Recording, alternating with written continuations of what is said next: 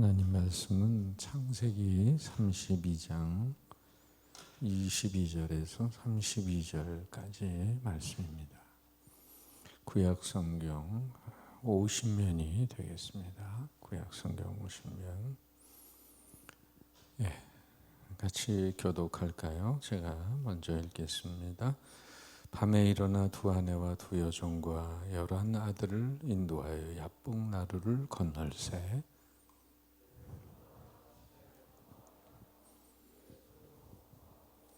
야곱은 홀로 남았더니 어떤 사람이 날이 새도록 야곱과 씨름하다가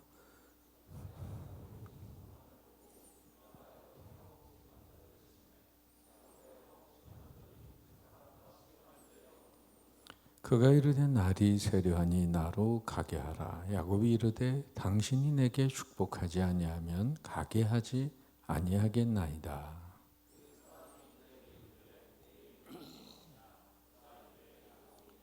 그가 이르되 내 이름을 다시는 야곱이라 부를 것이 아니요 이스라엘이라 부를 것이니 이는 내가 하나님과 및 사람들과 겨루어 이겼음이니라.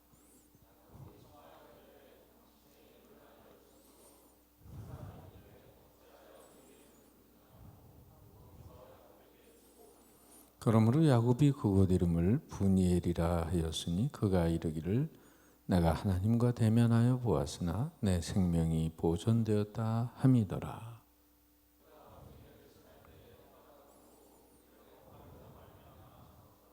같이 읽겠습니다. 그 사람이 야곱의 허벅지 관절에 있는 둔부의 힘줄을 쳤으므로 이스라엘 사람들이 지금까지 허벅지 관절에 있는 둔부의 힘줄을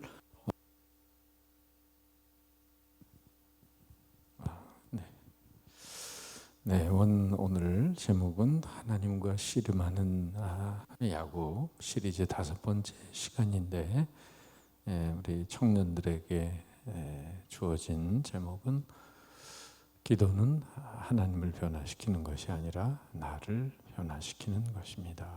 이런 부제로 말씀을 드리게 됩니다. 에드워드 클라인이라고 하는 사람이 쓴 케네디 가의 저주라는 책이 있습니다. 그 책을 보면 조지프 P. 케네디는 술 밀매와 헐리우드 영화 사업으로 돈을 벌어서 케네디가를 명문가로 만든 사람입니다. 중요한 것은 그 명문과 또 명성과 명문세가의 전통이 얼마나 길게 이어질 수 있느냐 하는 것입니다. 남의 집안의 불행한 얘기라서 조심스러운 바도 있지만은 또 온 세상 사람들이 이 케네디 가에 대한 이야기는 많이 알고 있어서 교훈 삼아 여러분에게 말씀을 전합니다. 큰 아들 조지프 케네디 2세는 세계 제2차 대전 중에 비행기 추락사고로 죽었습니다. 그리고 둘째 아들은 40대의 미국의 대통령이 당선돼서 세계를 놀라게 했던 존 F. 케네디라는 사람입니다. 그는 민주당 후보로 대통령에 당선되자마자 공립학교에 걸어놓았던 10계명을 다 떼게 했습니다. 그리고 아침마다 기도로 시작하던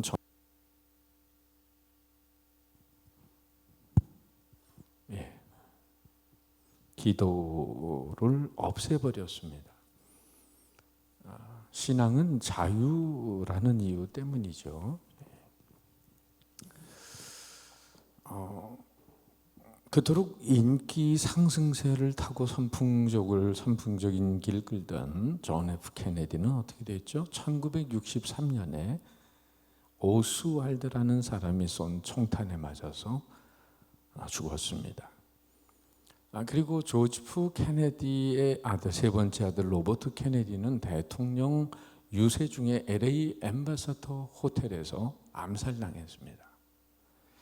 그 후 엠베서더 호텔은 흉가로 소문나서 마침내 문을 닫아버리고 말았습니다.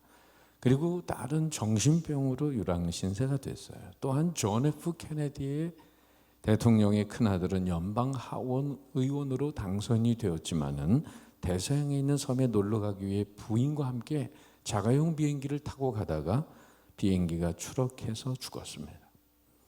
조지 F 케네디의 아들 가운데 유일한 생존자인 에드워드 무어 케네디는 47년간 매사추세츠 주의 상원 의원으로 재직을 하다가 2009년에 뇌암으로 사망했습니다.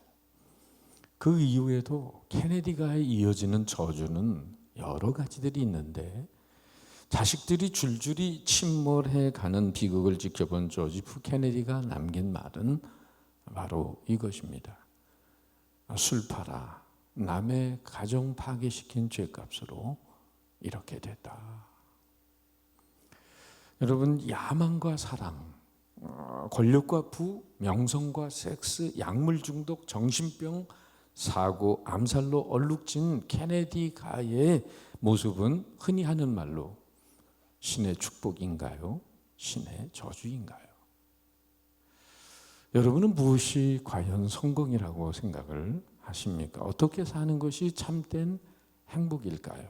오늘 인간의 불행은 행복이 뭔지도 모르면서 세상이 가는 그 길로 열심히 달려가면서 인생의 진정한 행복을 모른 채 삶을 허비한다는 데 있습니다. 진정한 인생의 행복이 모른 채 그것을 막연히 추구하면서 인생을 허비하는 사람들이 많아요. 결국 인간의 생이란 인생을 살면서 성공과 실패, 순경과 역경을 겪으면서 인생의 참된 복이 무엇인지를 발견해 가는 과정이라고 할 수 있습니다. 여러분은 인간의 가장 원천적인 복이 뭐라고 생각하세요? 재물입니까? 명예입니까? 권력입니까? 건강입니까? 미모입니까? 일입니까? 아니면 신앙입니까? 오늘 본문에 나오는 한 인물은 일생을 통해서 진정한 복을 찾아가는 인물입니다. 그는 우리가 지금 조명해 보고 있는 바로 야곱이라는 인생이에요. 아마도 복을 추구하는 데 있어서 야곱처럼 철저하고 그리고 수단과 방법을 가리지 않고 피나는 노력을 기울이는 사람도 없을 것입니다. 야곱은 인생의 복이 무엇인지를 알기까지 파란만장한 생애를 살아가요. 그야말로 험악한 인생을 살아갑니다. 야곱은 오늘 살아가는 인생들에게 우리가 추구해야 할 복이 무엇인지를 알려주는 좋은 모델이 아닐 수 없습니다. 일생 동안 그가 추구한 복의 순서를 한번 살펴볼까요? 바로 첫째는 먼저 형과 아버지를 속이면서 장자권과 축복권을 따냅니다. 당시 장자가 누릴 수 있는 그런 특권을 속임수로 가로챈 것입니다. 그러나 결국은 자신을 죽이겠다는 형 에서의 증오와 분노를 피해 그는 도망자 신세가 됩니다.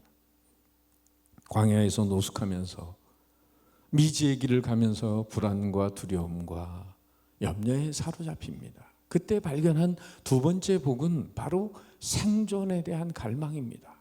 인생은 살고 봐야 돼. 그리고 하란에 있는 외삼촌 라반의 집에 도착해서 야곱은 어느 정도 안정을 갖게 됩니다. 고향을 떠난 외로움의 나날 속에서 그는 세 번째 복을 발견합니다.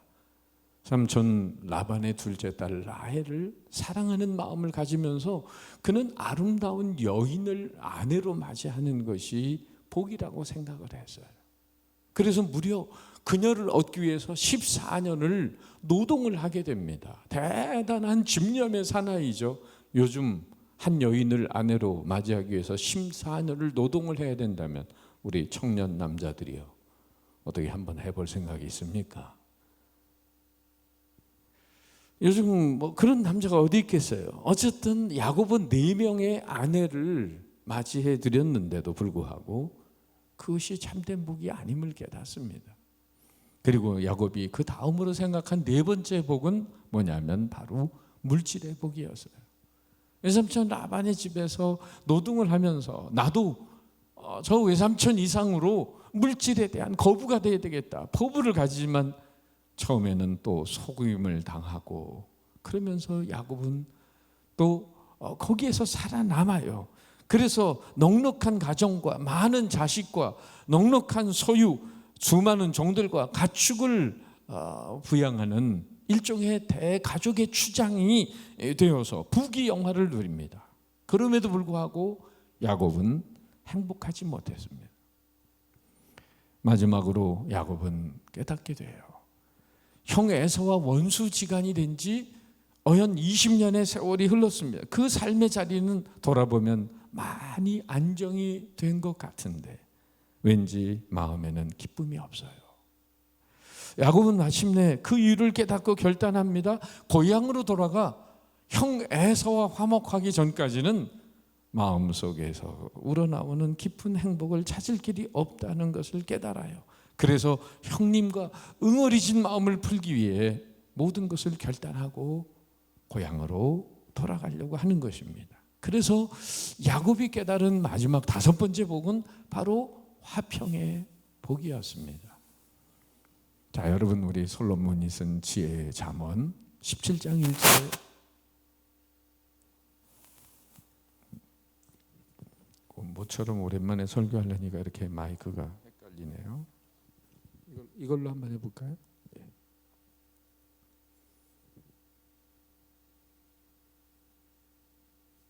네. 자, 지혜왕 솔로몬이 쓴 잠언 17장 1절을 같이 읽어보죠. 다 같이 시작. 마른 떡 한 조각만 있고도 화목하는 것이 제육이 집에 가득하고도 다투는 것보다 나으니라. 여러분, 아마 요즘 같은 세상에는 그냥 다투고 살아도 제육이 많으면 좋다, 먹을 게 많고 재산이 많으면 좋겠다, 이런 사람들이 있을지 모르겠어요. 그러나 부귀영화를 누려본 솔로몬으로서 하는 말을 생각해 보면, 여러분, 마른 떡 한 조각만 가지고도 화목하는 것이, 이 먹을 제육이, 소고기, 여러 음식이 산의 진미가 가득하면서 다투는 것보다 나으니라. 야곱은 소유가 복이 아니라 화평이 복임을 깨닫게 되는 거죠. 화평. 그리고 고향을 떠나온 지 20년이 지난 어느 날 바로 형 에서와 화해를 위해서 모든 식소를 데리고 고향으로 돌아가요. 그런데 고향으로 가면 갈수록 야곱의 마음은 불안합니다. 형 에서의 장자권 축복권을 빼앗아 가지고 도주한 지 20년의 세월이 지났지만은 형이 자신에게 어떤 반응을 보일지가 두려웠습니다. 발걸음이 매우 무겁습니다. 앞에 있는 11절의 말씀을 보세요. 내가 주께 간구하오니 내 형의 손에서, 에서의 손에서 나를 건져내시옵소서. 내가 그를 두려워하면 그가 와서 나와 내 처자들을 칠까 겁이 나기 때문입니다. 앞에서 베델에서 잠시 만났던, 꿈속에 만났던 그 하나님과의 언약을 떠올리면서 야곱은 두려움 속에서 하나님께 간구를 드렸습니다. 막상 형님과 화평의 역사를 이루려고 결단을 하고 재산과 식소를 다 데리고 길을 떠났지만은, 더욱이 앞에 있는 성경에 보면 형이 에서가 400명의 사람들을 데리고 온다니까 혹시 자기를 죽이려고 오는 것 아닐까 해서 두렵고 답답한 심정은 이루 말할 수가 없습니다. 야곱은 불안에 떨 수밖에 없었어요. 야곱은 이 불안을 떨치기에 순간적으로 야곱에서 만난 베델의 하나님을 붙들고 기도도 했고 현실적인 준비마저 아주 치밀하게 했습니다. 32장 13절 이하에는 형에게 보내는 예물의 목록이 쭉 열거되어 있어요. 14절 15절 암염소가 200이요 순염소가 20이요 암양이 200이요 순양이 20이요 젖나는 낙타 30과 그 새끼요 암소가 40이요 황소가 10이요 암나귀가 20이요 그 새끼 나귀가 10이라. 여러분, 이게 누구한테 주는 선물 목록이라고요? 형 에서에게. 그러니까 이거는 예물이라기보다는 어떻게 보면 뇌물에 가까운 그런 것이죠. 32장 20절에 보면 야곱의 마음이 나타납니다. 내가 내 앞에 보내는 예물로 형의 감정을 푼 후에 대면하면 형이 혹시 나를 받아주리라 함이었더라.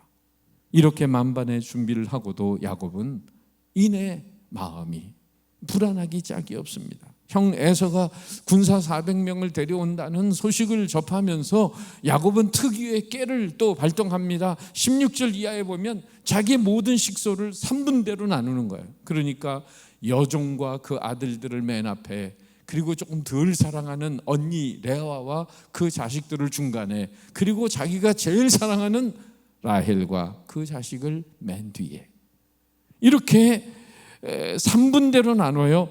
그리고는 그러니까 형 에서의 군대가 와서 자기의 행렬을 치면은 사랑하는 아내와 자식을 데리고 주랭랑을 칠 생각입니다. 형님의 환심을 사기 위해 그리고 많은 선물을 보냅니다. 지금 야곱의 행렬은 형 에서의 환심을 사기 위해 고향에 무사히 이루고자 하는 계산된 전략이 있는 행렬이었던 거죠.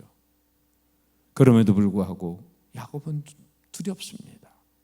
두 아내를 포함한 4명의 여인과 11명의 아들을 야복강을 건너게 하고 모든 소유도 건너고 그리고 홀로 남게 되었다고 성경은 이렇게 묘사하고 있습니다.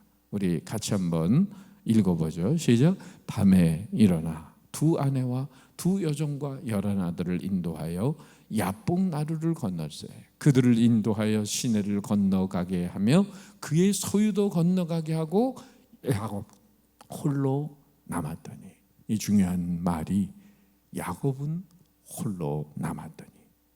자, 홀로 남은 야곱에게 이때 괴로워하고 어쩔 줄 모르고 당황해 있는, 불안하고 초조함 속에 있는 이 야곱에게 한밤중에 나루터에서 고민하고 있는데 누가 툭 하고 치는 거예요. 야곱을 쓰러뜨리는 겁니다. 야곱은 특유의 본능적으로 자기 목숨을 보호하기에 그 사람과 결투를 하게 됩니다. 이 모습이 오늘 성경에 나오는 최초의 천하장사 씨름 대회가 열리는 거죠. 우린 이 장면을 야곱이 자기 고민을 해결하기 위해서 철야 기도를 해가지고 자기의 뜻을 관철시킨 문제 해결을 본 것으로 생각하기 쉽습니다. 밤새 하나님께 기도하면서 하나님께 매달려서 자기의 소망하는 바를 이루었다고 생각하기가 쉬워요. 여러분, 그러나 그것이 아니에요. 이 싸움은 야곱이 건 싸움이 아닙니다. 누가 걸었습니까? 하나님이 야곱에게 건 싸움이에요. 24절에는 그 어떤 사람이라고 나오는데 어떤 사람이 누굴까? 바로 그 사람은 구약에 나타난 예수 그리스도입니다. 성육신 이전의 예수님이에요. 왜 하나님이 사람의 몸으로 찾아오셔서 인간 야곱에게 싸움을 거셨을까? 그 이유는 인간 야곱, 성도 야곱, 믿음의 후손인 야곱을 그동안 많은 세월 동안 하나님이 지켜보셨지만은 하나님의 기다림에도 불구하고 하나님의 꿈과 비전을 이루어갈 큰 믿음의 그릇으로 변화된 것이 없었다는 것입니다. 아브라함의 하나님, 이삭의 하나님, 야곱의 하나님으로 당신의 언약을 이어가면서 장차 이스라엘을 통해 열방 회복의 비전을 이루어갈 큰 믿음의 그릇으로 하나님이 쓰셔야 되는데 아직도 그런 준비가 전혀 되지를 못했던 거예요. 오늘로 말하면 오랫동안 교회를 다니면서도 타성적으로 교회 출석만 계속하고 삶의 목적과 인생관, 가치관이 변하지 않은 사람입니다. 하나님을 믿는다고 말하지만 실상은 돈과 명예와 경험과 지식과 백그라운드를 의지하는 사람입니다. 몸은 교회에 와 있어도 오히려 중심은 세상에 있는 사람이 형식적으로 예배를 드리지만은 그러나 예배당 문 밖을 나서면 완전히 세상 사람이 되는 것입니다. 인생의 문제를 하나님과 해결하기보다는 자기의 수완과 방법으로 해결하는 사람입니다. 입술로는 하나님을 찬양하지만 그러나 세상에서는 돈과 명예와 인기와 권력을 더 찬양하고 있는 사람이죠. 하나님의 축복을 받고 살아야겠다는 마음은 있지만은 그 축복을 이루기 위해서 하나님의 방법이 아닌 인간적인 수완과 방법을 총동원해서 자기 목적을 이루려고 매진하는 사람입니다. 결코 남에게 양보가 있을 수 없고 자기 이익과 자기 유익을 위해서는 최선을 다하지만은 다른 사람을 위해서는 피와 땀과 눈물을 흘려본 지 적이 없는 사람입니다. 이런 사람을 우리는 소위 육적인 신자라고 말하고 바로 이런 사람을 야곱 같은 성도라고 말하는 겁니다. 자, 잘 알려진 이야기가 있어요. 헬라 제국의 그 유명한 알렉산더 대왕이 있잖아요. 그런데 그 병사 중에, 쫄병 중에 알렉산더 같은 이름을 가진 병사가 있었는데 이 친구가 망나니예요. 술 먹고 깽판 부리고 싸우고 뭐 엎어져 있고 밤낮. 그러니까 이 알렉산더 병사의 이 소문이 알렉산더 대왕에게까지 들렸습니다. 그 친구 때문에 자기 이름에 누가 되잖아요.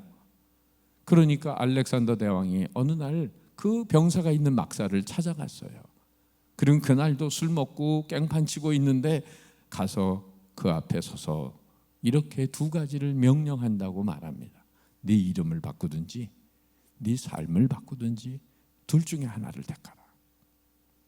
여러분, 하나님께서 오늘 우리 신앙인들에게 요구하는 것이 무엇일까요? 수완꾼 야곱으로 살지 말고 변화된 하나님의 사람 이스라엘로 살기를 원하시는 거예요.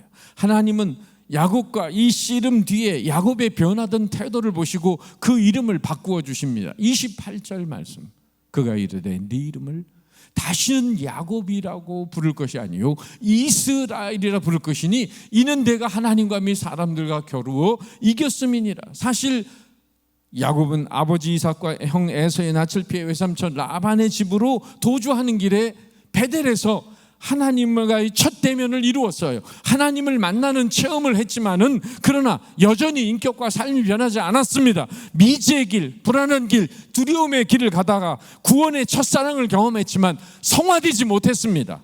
하나님이 이렇게 해주시면 잘 믿을게요. 이렇게 나를 복 주시면 내가 열심히 믿을게요. 조건부 신앙을 가진 것에 불과했습니다.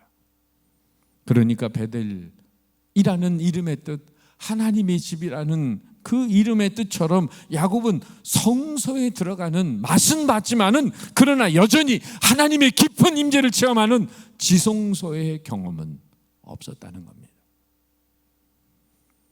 오늘 본문에 나오던 야복강가에서 야곱이 하나님과의 단독 면담을 가지면서 또 형 에서가 400명의 군사를 데리고 자기를 죽이러 오는 인간의 한계 상황 속에서 야곱은 비로소 하나님과의 깊은 만남을 체험하게 되는 것입니다. 그것이 바로 야복강의 자리입니다. 거기서 가치관의 변화, 인격의 변화, 그리고 호칭, 이름의 변화까지 갖게 되는 거예요. 여러분, 하나님과 씨름을 하고 난 다음에 하나님이 야곱에게 묻는 질문이 있습니다. 네 이름이 무엇이냐? 여러분, 하나님이 몰라서 묻는 걸까요? 창세기 3장에 하나님이 아담아 네가 어디 있느냐라고 물으시는 게 어디 숨었는지 몰라서 물으시는 걸까요? 그게 아니죠. 바로 하나님이 묻는 이 질문은 오늘 우리 모든 신앙인들에게도 묻는 질문입니다. 여기까지 살아온 네 인생 철학이 뭐냐? 너의 인생의 가치관이 뭐냐? 너의 인생의 본질이 뭐냐? 넌 무슨 방식으로 살아왔는데 여태까지? 어떤 삶의 철학을 가지고 살아왔는데? 하나님이 묻습니다. 아직도 변화되지 못한 인간 야곱으로 살고 있느냐? 아니면 성화된 변화된 이스라엘로 살고 있느냐? 이스라엘의 뜻은 말씀에도 나와 있듯이 하나님과 겨루어 이겼다. 더 자세히 말하면 하나님이 다스린다는 뜻입니다. 그러니까 하나님이 야곱에게 걸어온 싸움에서 네가 이겼다라고 말씀하신 것은 진정 야곱이 하나님을 이긴 것이 아닙니다. 하나님이 야곱에게 이겼다고 말씀하신 것은 야곱이 자신의 부족함, 연약함, 인생의 한계를 깨닫고 창조주 하나님의 능력을 덧입지 않고는 살 수 없다는 그 고백과 함께 하나님을 붙들었기 때문에 하나님이 네가 나를 그렇게 찾고 매달리는 걸 보니 이제 내가 너에게 져줄 수밖에 없구나. 마치 뭐와 같으냐면 엄마 아빠가 어디 어른들과의 모임이 있어서 가야 되는데 아들 꼬마가 무작정 따라 나서겠다고 혼자 집에 있는 게 싫다고 아줌마한테 맡기고 부탁을 했는데도 그저 엄마 아빠 따라 나서겠다고 띵깡을 부리는 거예요. 뭐 울고 불고. 그럴 때 막무가내 띵깡을 부리면 나중에 엄마 아빠가 하는 수 없이 그래 알았다 이놈아 널 데려가마. 그럴 때에 눈물을 흘리다가 눈물을 멈추고는 헤헤 웃으면서 엄마 아빠를 따라 나서는 이 아들을 보고 아빠가 하는 말이 뭐죠? 또 이놈한테 졌네. 여러분, 이겨서 이긴 게 아니고 부모가 자녀의 간절한 매달림에 져주듯이 하나님도 전심으로 매달리는 야곱에게 바로 져주신 것입니다. 이제껏 자기 의지, 자기 능력, 자기 꾀만 의존했던 야곱의 인생인데 절대절명의 순간 야곱은 오직 하나님만 바라보고 하나님께만 매달리는 그 삶으로 인해 이제 네가 그토록 나를 의지하니 비로소 네가 참다운 승리의 삶을 살게 되었구나. 네 스스로 이기는 삶을 살려고 하다가 이제는 내가 너를 이기게 하는 삶을 살아가는 인생이 되었구나. 칭찬해 주신 것입니다. 그러니까 야곱은 실상은 하나님을 이긴 것이 아니라 누구를 이겼을까요? 자기 자신을 이긴 겁니다. 자기 욕망, 자기 집착, 자기 철학, 자기 의의를 이긴 것입니다. 지금까지는 자기 이기기 위해서 자기 힘으로 살았는데 이제부터는 하나님께서 그를 이기게 하시겠다는 의미입니다. 하나님께서 그를 이기는 자로 세우시겠다는 뜻이죠. 야곱이 이스라엘로 하나님이 다스리는 비전의 인생을 살게 되었다고 축복해 주신 것입니다. 이처럼 인생은 한계 상황에 도달하기 전까지 좀처럼 하나님을 찾지 못하는 사람들이 있습니다. 그래서 그런 말이 있잖아요. 인간의 끝은 하나님의 시작입니다. 좀처럼 인생의 한계의 끝을 만나지 못하면 하나님을 인정하고 하나님을 찾지 못하는 그런 인생들이 있습니다. 이쯤에서 저는 하나님을 대신해서 여러분에게 묻고 싶어요. 네 이름이 무엇이냐? 여러분의 이름은 무엇입니까? 내 이름이 무엇이냐? 표면적으로 세상에 알려진 여러분의 이름을 묻는 게 아닙니다. 야곱이 27절에 내 이름은 야곱입니다 라고 고백한 그것은 단순한 통성명의 차원이 아닙니다. 나는 야곱입니다 라고 말한 것은 풀어서 말하면 이런 얘기예요. 나는 비열한 자입니다. 나는 이기적인 자입니다. 나는 속이는 자입니다. 좀 더 비현해서 말하면 내 이름은 탐욕입니다. 내 이름은 거짓말장이입니다. 내 이름은 수완꾼입니다. 내 이름은 교만입니다. 내 이름은 정욕입니다. 내 이름은 사기꾼입니다. 내 이름은 간사함입니다. 이렇게 야곱이 진실된 회개의 고백을 할 때 하나님께서 그 이름을 이스라엘로 바꾸어 주십니다. 그가 이르되 내 이름을 다시는 야곱이라 부를 것이 아니요 이스라엘이라 부를 것이니 이는 네가 하나님과 및 사람들과 겨루어 이겼음이니라. 이름만 바꿔주신 것이 아니라 바로 야곱의 매달림을 통하여 에서를 미워하던 마음을 사랑하는 마음으로 바꾸어 주십니다. 형을 무시하던 마음을 존경하는 마음으로 바꾸어 주십니다. 그러니까 형 에서와의 그 화해 있는 만남을 갖기 전에 야곱의 마음속에서 하나님과 더불어 이미 화평의 역사가 먼저 이루어지는 것입니다. 그리고 야곱을 죽이려고 400명을 데리고 오는 에서의 마음도 하나님이 사랑과 궁일의 마음으로 바꾸어 주시는 거예요. 두 형제의 상봉 장면을 한번 말씀을 통해서 보세요. 33장 3절 4절 몸을 7번 땅에 굽히며 그의 형 에서에게 가까이 가니 에서가 달려와서 그를 맞이하고 안고 목을 어긋 맞추어 그와 입 맞추고 서로 우니라.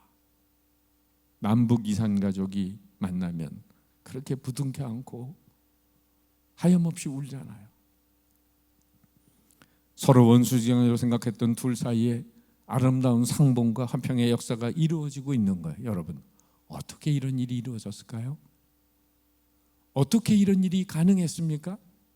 그 해답을 잠언 16장 7절의 말씀에서 발견할 수 있어요. 우리 다 같이 한번 읽겠습니다. 시작. 사람의 행위가 여호와를 기쁘시게 하면 그 사람의 원수라도 그와 더불어 화목하게 하시느니라.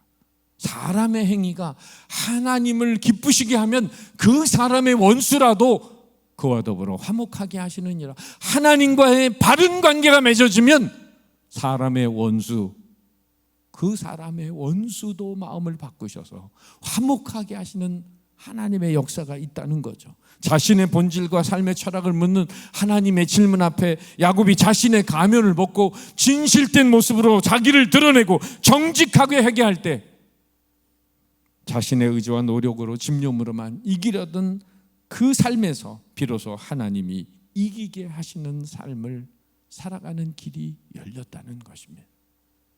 하나님과의 바른 관계가 이루어질 때 하나님은 그 원수의 마음도 바꿔주는 역사가 있는 줄 믿으시기 바랍니다. 이 같은 사실에서 뭘 깨닫죠? 내가 변하면 세상이 변하는 거예요. 내가 변하면 더 이상 문제가 안 돼요. 하나님은 내가 주 안에서 온전한 인간으로 서길 원하십니다. 집안에서 장자가 되고 축복을 받는 것이 문제가 아닙니다. 하나님의 비전을 이루어가는 것으로 내가 얼마나 바로 세워졌느냐에 관심이 있어야 합니다. 그러니까 야곱과 에서의 문제가 아니라 바로 하나님과 야곱의 문제였어요.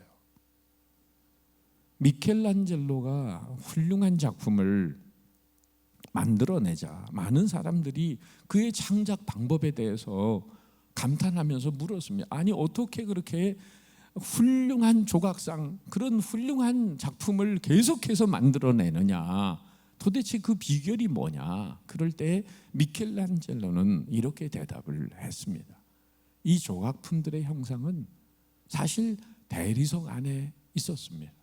저는 단지 불필요한 부분을 제거한 것뿐입니다. 그랬더니 그 안에 있는 조각의 아름다운 형상이 나왔습니다. 무슨 얘기입니까? 이스라엘인 이미 야곱 안에 있었습니다. 하나님은 인생의 가시밭길의 여정을 통해 그에게 불필요한 요소들을 떨어져 나가게 제거하셨습니다. 오늘도 하나님이 우리가 하나님이 다스리고 하나님이 이기게 하시는 인생을 살기보다 내가 내 수완과 능력과 내 힘으로 살려고 발버둥 치는 야곱으로 사는 이유는 아직도 내 안에 떨어져 나가야 할 불필요한 요소들이 존재하고 있다는 사실입니다. 야곱은 이제까지 자기 자신을 너무 과신하고 산 것이 큰 문제였습니다. 그래서 하나님은 그 하나님과의 씨름 속에서 그의 허벅지 관절을 치십니다. 내 힘으로 안 되는 것이 있다. 한계 상황을 체험하게 하십니다. 영국의 유명한 스폴전 목사님은 이런 말씀을 하셨어요. 사람이 하나님께 기도하지 않고 크게 되면 크게 된 그것으로 망한다. 최근에도 로또 복권에 수십억, 수백억짜리 당첨된 사람들이 비참한 인생의 말로를 겪게 되는 이야기를 인터넷에도 나오지만 인생의 올바른 목적 의식 없이 수단에 매여서 살아가려고 하는 인생은 결국 비참한 인생의 실패를 경험하게 된다는 거예요. 우린 역시 하나님 없이도 무엇이든지 할 수 있다고 생각하는 인간적이고 자기수완적인 삶을 산다면 인간의 힘을 받는 허벅지 관절이 부러져 봐야만 복을 누리게 되는 것입니다. 물론 허벅지 관절이 부러지지 않고 정말 하나님의 놀라운 축복을 받으면서 야곱이 아니라 이스라엘로 살아갈 수 있다면 얼마나 좋겠어요. 여러분, 오늘도 야곱이 아니라 이스라엘로 사는 인생은 하나님이 손을 좀 본 인생이든지 아니면 스스로 자기 허벅지 관절을 부러뜨린 인생일 것입니다. 옛날 서부 개척 시절에 두 형제가 양을 훔친 죄로 붙잡혀가지고 이 이마에다가 양도둑이라고 하는 그 글자를 인두로 찍어서 새겨놨어요. 그 동물에다가 소유권을 확인하기 위해서 인두로 찍는데 이 두 형제에게 양도둑이라고 sheep thief 줄여서 ST로 이마에다가 찍어버렸으니 일생 이 글자를 이마에 새긴 채 살아가야 되는데 얼마나 비참할까요? 동생은 이렇게 저렇게 방황을 하다가 사람들의 손가락질을 받으면서 부끄러움을 이기지 못하고 끝내 자기 목숨을 끊었어요. 그런데 형은 이 양도둑이라고 하는 이 죄목을 없앨 수는 없고 평생 안고 살아가야 되는데 자기 마을을 떠나지 않고 그대로 살면서 자신의 삶을 회개했습니다. 새 사람으로 살기로 결심합니다. 누가 뭐라 그래도 정직하게 살아요. 교회에 나가서 목사님 말씀을 들으면서 은혜를 받고 변화된 삶을 살기 시작합니다. 정직하고 그리고 성실한 삶을 살고 다른 사람에게 은혜와 덕을 베풀면서 살아갑니다. 그 세월이 지나가면서 동네 사람들이, 많은 사람들이 저 사람이야말로 진정한 크리스찬이라고 존경과 사랑을 하기 시작했어요. 그리고 많은 세월이 지났습니다. 어느덧 그 형은 노인이 되었어요. 그 마을을 지나는 낯선 나그네가 가다가 한 노인의 이마에 찍힌 ST라는 글자를 보면서, 철자를 보면서 청년에게 물었습니다. 청년, 저 할아버지의 이마에 찍힌 글자는 뭘 의미하나? 그때 청년은 이렇게 대뜸 얘기했습니다. 그것은 세인트, 성자의 약자입니다. 양도둑에서 어느새 그는 변화된 성자의 삶을 살아가고 있었던 것이죠. 여러분, 저도 청년 시절에 이 역기를 들다가 형하고 시합을 했어요.